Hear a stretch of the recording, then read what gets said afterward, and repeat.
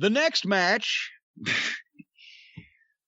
the culmination of this long-running combination Raymond Chow Golden Harvest mini movie and kung fu flick and Chinese snuff film that we've been seeing highlights of for the past 2 months, culminated with this elaborate entrance for Xia Li and Boa with somebody in a chair. We don't know who's in the chair, but the person in the chair got all the attention at first, and then the minions, Xia Li and Boa, are there.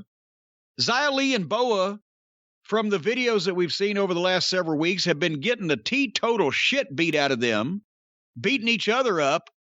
They came out and they looked in great shape. All this deprivation has put 20 pounds of muscle on Xia Li, and neither one of them were black and blue.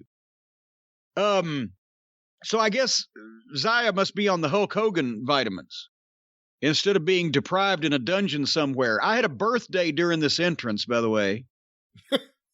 And then the bell rang, and suddenly, after all of this production, after these weeks and weeks of these vignettes leading up to this thing, Xia Li, on her debut in this new gimmick, is wrestling a fat, pale girl in a purple spandex fabulous moolah outfit and a Mardi Gras mask, who worked like the most talented girl in beginner's class.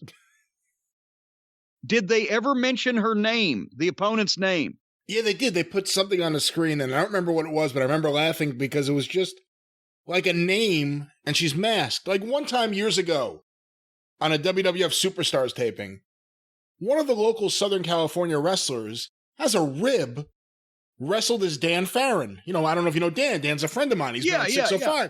Great guy. Southern California, refereed, promoted, did lots of things. But he was wearing a mask.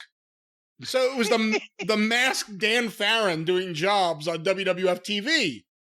That's what I thought of when I saw this girl. I don't even remember what her name was, but it was just like, you know, here is Karen Sanchez, and she's wearing a mask. So, I got one for you. And I don't think they said her name. They might put the graphic up, but I may have missed that. But they once advertised in Louisville the first appearance of Jim the Claw Mitchell. This was 1981. Jim the Claw Mitchell. Everybody's like, who's that? And he came out and he was wearing a mask. Apparently, he'd got booked from Minnesota or somewhere, and he wanted to be the Claw, but they put his name in the fucking newspaper ad and announced it on TV as Jim the Claw Mitchell, and he comes out wearing a mask, and he's announced as his real name, and he's freaking out.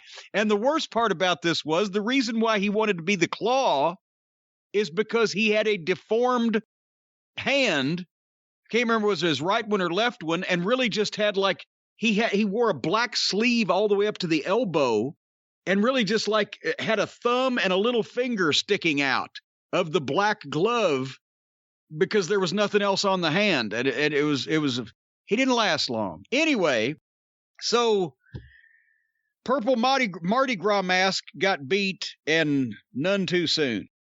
And so after, as I said, 2 months of fucking build-up, we get her debut as a win over a drunk chick that they found at Mardi Gras.